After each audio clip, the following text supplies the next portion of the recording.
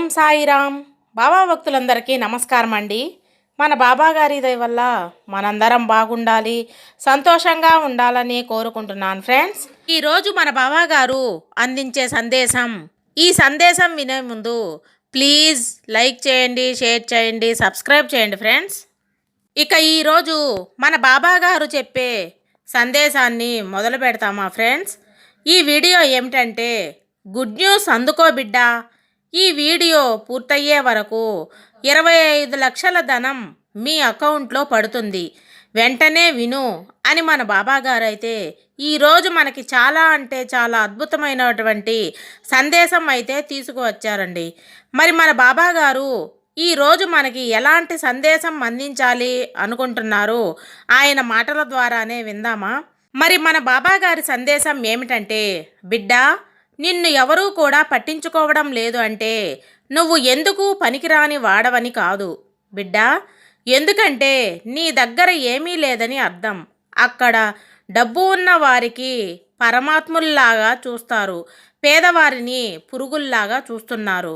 అన్నీ నువ్వు అనుకున్నట్లుగా జరిగి రేపు నీకు పలుకుబడి వచ్చిందంటే నిన్ను ఇప్పుడు చులకనగా చూసిన వారే నిన్ను రాజాది రాజులుగా చూస్తారు బిడ్డా.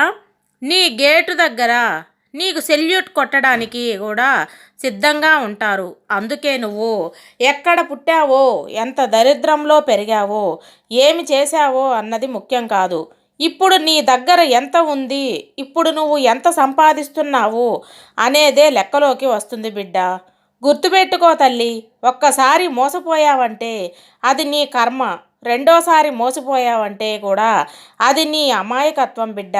కానీ మూడోసారి కూడా మోసపోయావు అంటే అది ముమ్మాటికి నీ చేతగానితనం అవుతుందమ్మా. అది నీ తప్పు, కేవలం నీ తప్పు మాత్రమే. ఎందుకంటే నీ చుట్టూ ఉండేవాళ్ళు నీ మీద విషం చిమ్ముతూ ఉన్నా నువ్వు వాళ్ళ చుట్టూ తిరగడం నీ అమాయకత్వం కాదు, అది నీ తింగరితనం. అలా నువ్వు ప్రతిసారి మోసపోతున్నా కూడా ఆ కపట నాటకాలు అమాయక మాయల మధ్యలో ఉండిపోతున్నాయి. అంటే నువ్వు కేవలం వాళ్ళు సానుభూతి కోసం మాత్రమే బతుకుతున్నావని అర్థం బిడ్డ. అర్థమైంది అనుకుంటా తల్లి.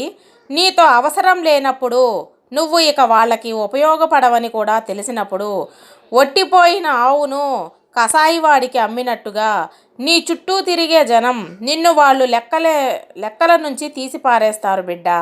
నువ్వు రేపటి రోజున ఎలా ఉంటావనేది అన్న అంచనా నీ మీదే. నీతో స్నేహం చేస్తారు. నువ్వు వాళ్ళ ఆలోచనలలో నీ చుట్టూ డబ్బు ఉండాలి, లేదా నీకు గొప్ప పలుకుబడి అయినా ఉండాలి. అవి రెండూ లేనప్పుడు నువ్వంటే కనీసం మీ ఇంట్లో వాళ్ళకు కూడా లెక్క ఉండదని గుర్తించుకో. అందుకే బాగా బ్రతకకపోయినా పర్వాలేదు, కానీ నువ్వంటే లెక్కలేని వాళ్ళ చుట్టూ మాత్రం అస్సలు తిరగొద్దు. ఎందుకంటే వాళ్ళు నిన్ను ఎప్పుడో ఒకప్పుడు మధ్యలోనే వదిలి వెళ్ళిపోతారు బిడ్డ. అర్థమైంది కదా తల్లి. బిడ్డ, ఇక్కడ నిన్ను ఎవరూ ఓదార్చడానికి సిద్ధంగా లేరమ్మా. ఎందుకంటే వారికి బాధలున్నాయి. బ్రతుకు నీదే, బ్రతుకు తెరువు కూడా నీదే, బాధ్యత కూడా నీదే, కష్టం నీదే, కారే చెమట చుక్క కూడా నీదే బిడ్డ. ఏది ఏమైనా సరే నీ ముందు కష్టం నిలబడదు. నువ్వు మాత్రమే దాన్ని ఎదిరించాలి, లేకపోతే ఓడించాలి. అంతేగాని నీ చెయ్యి పట్టుకొని నిన్ను ఆ కష్టాల కడల నుంచి ఎవరూ కూడా దాటించరు. ఎందుకంటే ఈ రోజుల్లో ఎవరి పని వారు సర్దుకుపోవడమే సరిపోతుంది. ఎవరు సమస్యలను వారు తీర్చుకోవడానికే సరిపోతుంది. ఎవరికి వారుగా స్వార్థంగా ఉంటున్నారు తల్లి. ఇది మాత్రం జగమెరిగిన సత్యం. కాబట్టి ఎవరు వస్తారని, వారు నా చుట్టూ అని నమ్మి ఒకేసారి 2 రకాలుగా మోసపోతున్నావమ్మా. నువ్వు నీ జీవితాన్ని మరింత ఒత్తిడిగా మార్చుకుంటూ ఉంటున్నావు బిడ్డ. నీ సాయి చెప్పింది అర్థమవుతుంది కదా. ఒక్కసారి మారిపోవడానికి నువ్వు ఏమీ కూడా బుద్ధుడివి కాదు కదా, ఆ భగవంతుడు కూడా. కానీ నువ్వు మారగలవు. ఆ మార్పుకి ఎంతటి కాలమే పట్టవచ్చు. అంతే. అయితే ప్రతిరోజు నీలో కనీసం ఆవగింజైనా సరే ఆ మార్పు తాలూకా లక్షణాలు కనిపించాలి.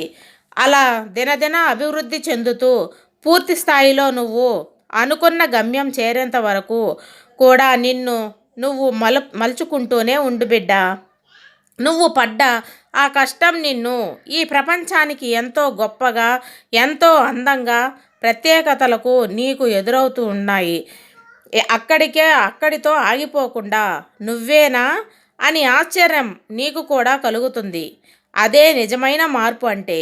ఇది ఒక్క రోజులో వచ్చేది కాదమ్మా, నిరంతర సాధనతోనే అది సాధ్యమవుతుంది. చూడు బిడ్డ, నీకు తెలిసి తప్పు చేయనంత వరకు కూడా నువ్వు ఎవరికీ భయపడకూడదు. ఎందుకు ఇలా చెబుతున్నానంటే, నీకు తెలిసి ఎవరికీ చెడు చేయాలనే ఆలోచనలు కూడా నీ కలలోకి కూడా రాకూడదమ్మా. ఎదుటి వారిని తోసేసి బాగుపడతామనే ముందుగా కాలిపోయేది నువ్వే.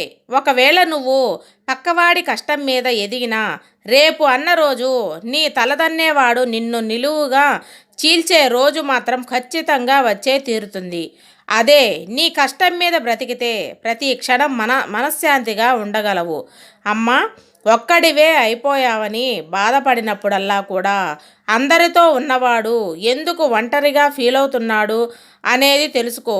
ఎందుకంటే ఎవరూ కూడా సహాయం చేయడం లేదు అనిపించినప్పుడు మాత్రమే నీకు సహాయం చేసి వాడికి నేను సహాయం చేశాన్రా అని దింపే వాళ్ళకి కూడా గుర్తించుకో.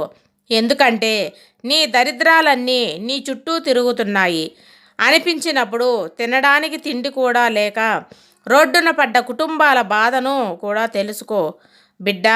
అప్పుడే నీకు తెలుస్తుంది. సౌకర్యాలు లేవని బాధపడే ముందు నువ్వు 3 పూటలా తినగలుగుతున్నావు అని సంతోషించు. ఈ లోకంలో బాధ లేని వారు ఎవరూ లేరు బిడ్డ. నీ దగ్గర ఉన్న వాటి విలువల్ని నువ్వు గుర్తిస్తే నీకు ఏ బాధలు ఉండవు. అర్థమైంది కదా తల్లి? ఒక్క విషయాన్ని గుర్తించుకో, తినడానికి ఉన్నా లేకపోయినా ఉండటానికి ఓ గూడు ఉంటే చాలమ్మా. అంటే సొంత ఇల్లు. ఆ సొంత ఇల్లు త్వరలోనే నువ్వు సమకూర్చుకుంటావు.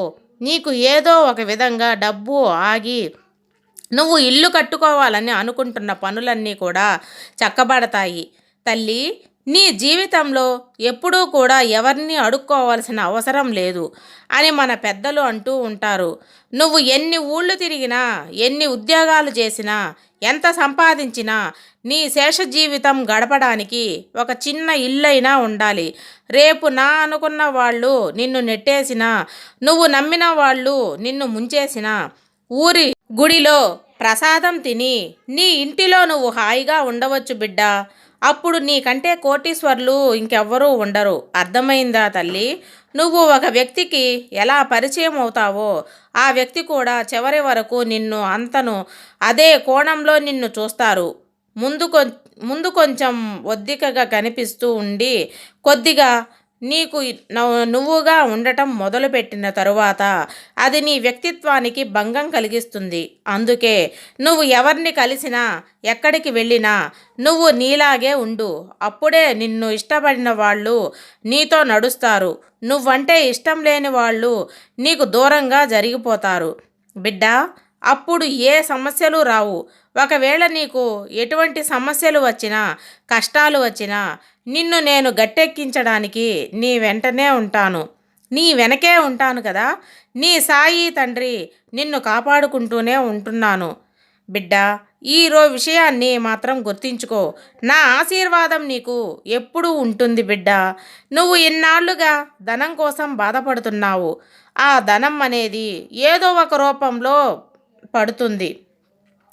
అప్పుడు నీ సంతోషానికి అస్సలు వదులుకోవద్దు. ఇక నీ సాయి ఆశీర్వాదం నీకు ఎల్లప్పుడూ ఉంటుందని గుర్తించుకో తల్లి అని మన బాబాగారైతే ఈరోజు మనకి చాలా అంటే చాలా అద్భుతమైనటువంటి సందేశం అయితే అందించారండి. ఈ వీడియో మీకు నచ్చిందని అనుకుంటున్నాను ఫ్రెండ్స్. సర్వేజన సుఖినో భవంతు. జై సాయిరామ్.